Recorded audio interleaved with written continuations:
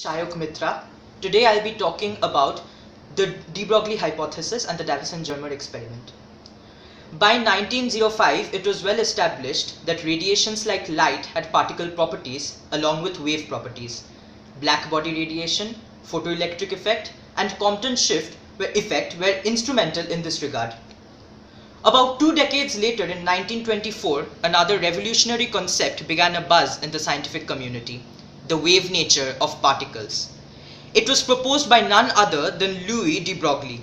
His hypothesis was experimentally proved by 1927, and the duality principle they represented provided the starting point for Schrodinger's wave equation.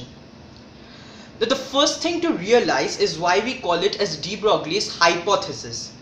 The reason is simply that there is no mathematical proof to support his statement. As we will see, it has been derived only from arguments based on previously established laws. The statement of de Broglie's hypothesis is: waves are associated with particles in motion. These waves are called matter waves, and their wavelength is given by lambda equals to h by mv, where lambda is the wavelength of the matter waves, h is Planck's constant, m is the mass of the particle, and v is the velocity of the particle. As we can see, for larger particles, lambda decreases. For a body of mass 1 kg and moving with a velocity of 1 km per second, lambda is of the order of 10 to the power minus 37 meter. The best instruments available today can detect wavelength of order of only 10 to the power minus 15 meter. Hence, we are unable to detect wave nature of macroscopic particles. How did de Broglie arrive at this conclusion? De Broglie argued that there is a certain symmetry in nature. So if light waves can have particle nature, then obviously particles can have wave nature. According to the quantum theory of radiation, the energy of a photon is E equals to h nu. Nu is the frequency. Also by the relativity theory, E equals to mc square, where c is the velocity of light in vacuum. Combining these two equations, we have h nu equals to mc square, or mc equals to h nu by c. If the momentum of the photon is p, then we can write it as p equals to mc, since momentum is mass into velocity, and or p equals to h nu by c. We also know that c is equals to nu lambda, that is velocity equals to frequency into wavelength. Therefore, p is equal to h of nu by nu lambda, which gives us h by lambda, or lambda equals to h by p equals to h by mv. This is de Broglie's statement. It is important to note that matter waves are not electromagnetic waves. They can travel faster than the velocity of light. Neither is their velocity constant like electromagnetic waves. The function of matter waves is only to guide or pilot the particle.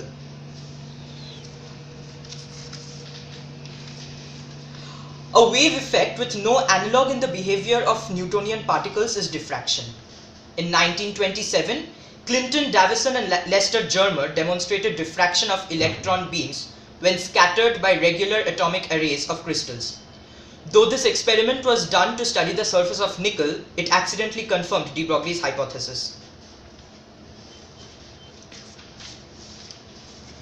This is the apparatus of the Davisson-Germer experiment.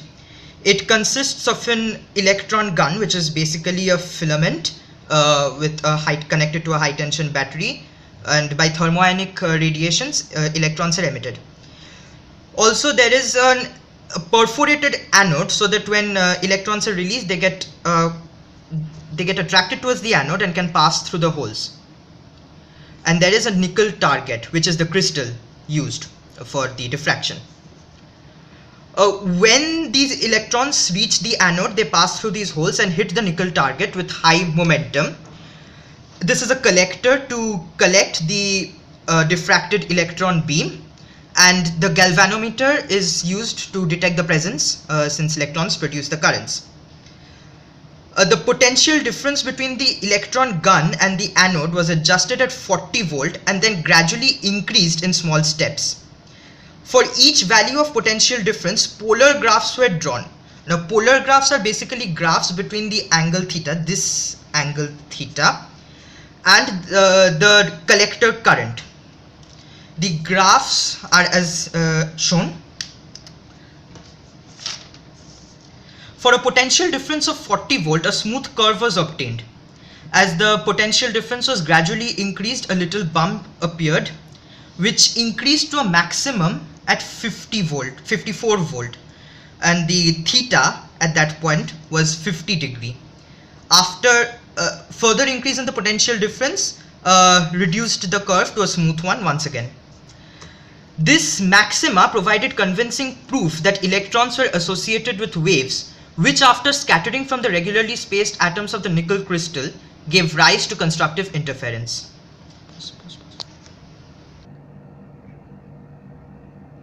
At 54 volt, the incident beam and the scattered beam make an angle of 50 degree, while angle made with the Bragg's plane is 65 degree.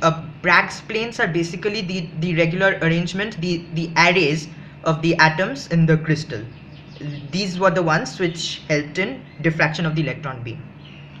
Bragg also provided an equation for this kind of diffraction, which is 2d sine theta equals to n lambda, where d is the spacing between these two arrays, theta is the angle made by the electron beam and this Bragg's plane, and lambda is the wavelength. So from X-ray diffraction studies, it was observed that d is equal to 0.91 Armstrong. We take n equals to 1, theta equals to 65 degree, and we now apply these to the law. We actually get lambda equals to 2 into 0.91 into 0.9063. This is basically sine 65 degree, which gives us 1.662 Armstrong. Now we keep this as of now. Pause. We can extend de Broglie's hypothesis to obtain a new result. We know that kinetic energy for an electron is half mv square, which is also equal to ev. Here E is the electronic charge and V is the voltage. So we get the momentum as mv equals to root over of 2m ev from this particular equation itself. So lambda, which of the electron, accelerated electron actually, which is h by p, becomes h by root over of 2m ev. We know the value of h, which is 6.6 into 10 to the power minus 34 joule second. We know the mass of an electron, we know the charge of an electron, and the voltage is of course subjective. This leads us to substituting these values, we get 12.27 by root v Armstrong. Back to Davisson and Germer experiment. Lambda equals to 12.27 by root v. Here we found out that v was 54 volt. So we use that 12.27 by root 54, which gives us 1.673 Armstrong, which is pretty close to the value obtained by the Davisson and Germer experiment. Hence, Davisson and Germer experiment indirectly proves de Broglie hypothesis. Thank you.